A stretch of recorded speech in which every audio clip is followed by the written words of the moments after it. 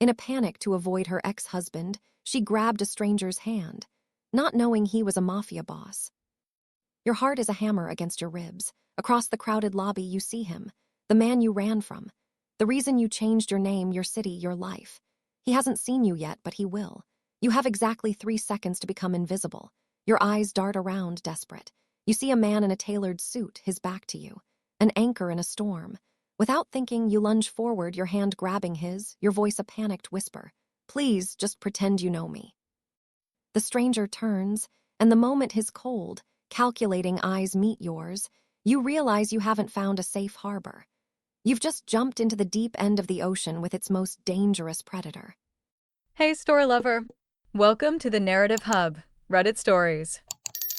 Believe me, this adventure gets wild, but it's only epic with you. Seriously, you make this possible. Want more stories? Greater adventure? Smash subscribe right now. Smash like. Comment below. Let's go. The man's eyes, the color of storm clouds, don't register surprise. They register calculation. He takes in your terrified face, the tremor in your hand that's clamped onto his, and then his gaze flicks over your shoulder. He sees the source of your fear. He sees Stephen Taylor, his face a mask of possessive rage as he scans the crowd, hunting for you. The stranger gives no sign, no nod, no smile. He simply tightens his grip on your hand, a silent, chilling acknowledgement. Stay close, he murmurs, his voice a low gravel that seems to vibrate through your bones. His tone isn't reassuring, it's a command. Before you can process what's happening, 2 other men in equally sharp suits materialize from the crowd, moving with an unnerving, fluid grace. They don't look at you. They don't look at the man whose hand you're holding. Their focus is solely on Stephen, who has finally spotted you. A flicker of triumph crosses Stephen's face, quickly replaced by confusion, and then raw fear as the 2 men smoothly intercept his path. No words are exchanged. No punches are thrown. But the way they position themselves, the dead emptiness in their eyes, is a language more potent than any threat. You watch as Stephen, a man who once made you feel small and powerless, visibly shrinks. He stammers something incoherent, pales, and then all but flees, disappearing back into the throng he came from. The entire exchange took less than 10 seconds. It was quiet, brutally efficient, and utterly terrifying. The man beside you hasn't moved a muscle. He simply watched it all unfold in the reflection of the lobby's marble pillars.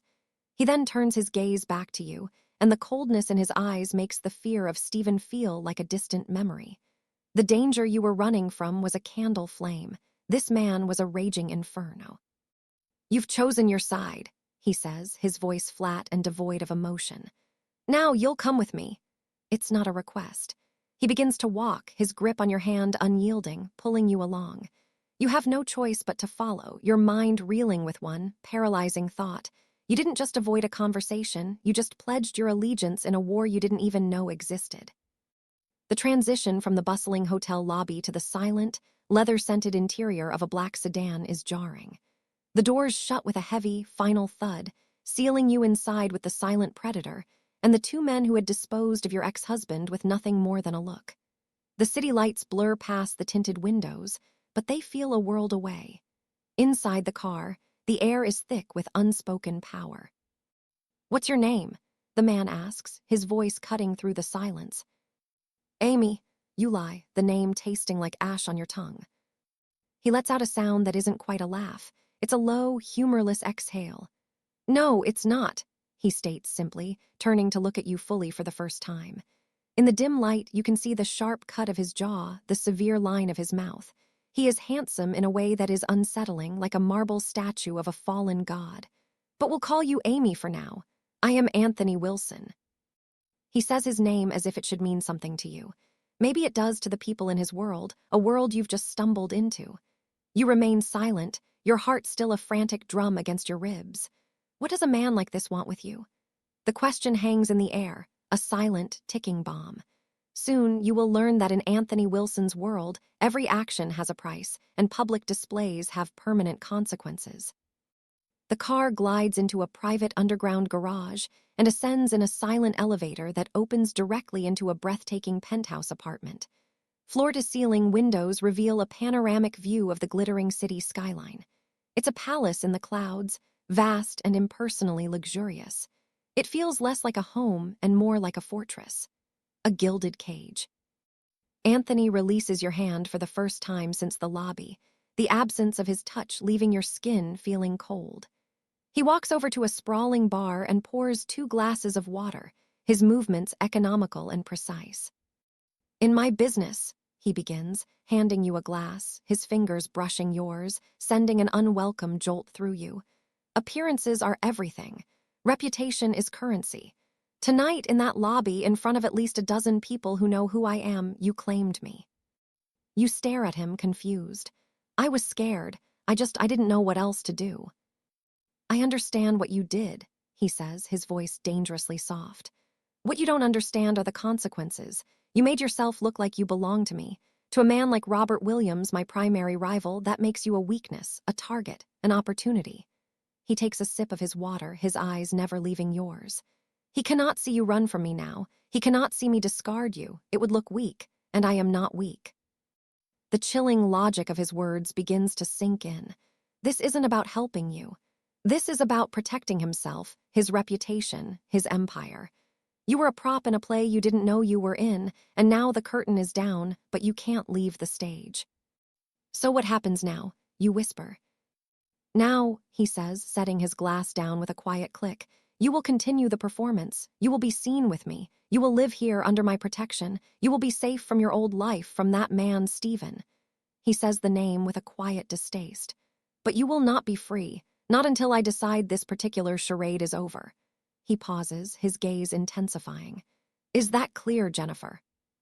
The sound of your real name hits you like a physical blow. The lie of Amy dissolves, leaving you exposed and vulnerable. He knew the entire time. A cold dread washes over you. This man doesn't just react, he anticipates. He doesn't just see the surface, he sees everything underneath. How much else did he know? In the days that follow, you learn the rhythm of your new life. It's a world of opulent silence, of being watched by staff who move like ghosts and by the ever-present Justin and Scott Wright, the 2 men from the lobby. You have everything you could want: fine clothes, gourmet food, beautiful surroundings, but nothing you truly need. Freedom, choice, anonymity. Anthony is a constant, shadowy presence. He is rarely there, yet his influence is everywhere. One evening, he insists you accompany him to a charity gala. Dressed in a stunning gown you didn't choose, you stand by his side, a beautiful accessory to his power. It's here you meet Robert Williams. He's handsome, charming, and his smile doesn't reach his eyes. "Anthony, you've been holding out on us," Robert says, his gaze sliding over you with a possessive gleam. "Where did you find this lovely creature?" "She found me," Anthony replies smoothly, his hand resting on the small of your back, a gesture that feels both protective and proprietary. Robert leans in closer to you, his voice a conspiratorial whisper. "A word of advice: be careful what you hold onto. Sometimes it has a habit of blowing up in your face." The threat is veiled but unmistakable. Later that night, as you are leaving, you see Robert Williams being forced into a car by his own men, his face bruised, his arm held at an unnatural angle. You look at Anthony, who is watching the scene with an expression of utter calm. He meets your horrified gaze. "He was disrespectful," is all he says. The message is clear: this is my world. This is the violence that protects you. A week later, you decide you can't live like this. You are a prisoner, no matter how beautiful the bars. You've been studying the routines, the security blind spots. You find your moment, a delivery, a distracted guard. You make a run for it, down a service elevator, through a back exit, and into the rain-slicked streets. You run for blocks, your heart soaring with the desperate hope of freedom. You duck into a dimly lit alley to catch your breath, and a figure steps out of the shadows. It's him, Anthony. He isn't even breathing hard. He was never chasing you. He was waiting. "Did you really think it would be that easy?" he asks, his voice laced with something you can't decipher. It's not anger. It's closer to disappointment.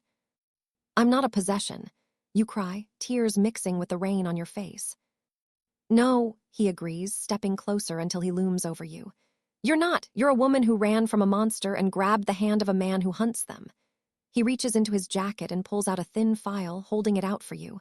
Your name is on the tab, Hesitantly, you open it. It's all there. Police reports you filed against Stephen, hospital records, restraining orders he violated, everything. I had you investigated the moment your hand touched mine, he states. I know who you are, Jennifer Smith. I know what Stephen Taylor did to you. I know why you ran. He takes another step, closing the space between you. The alley feels impossibly small. You think you were running away from him, maybe, or maybe you were running towards the only person who could truly make him stop. The implication is staggering, twisting everything you thought you knew. Was it a coincidence? A random act of desperation? Or was it some kind of subconscious, fated choice? Before you can answer, his phone buzzes.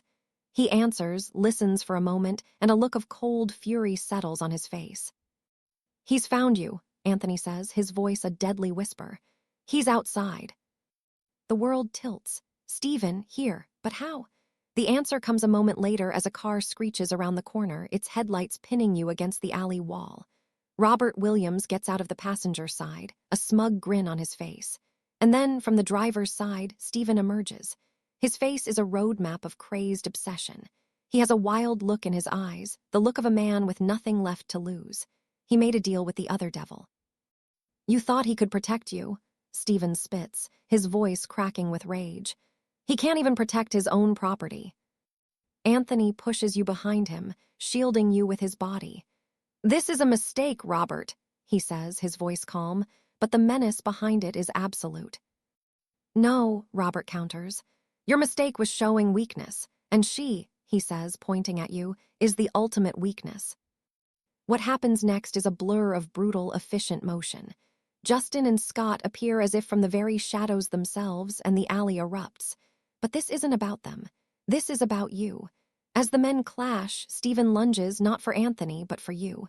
He grabs your arm, his fingers digging in like claws. You're mine, he screams. And in that moment, something inside you snaps.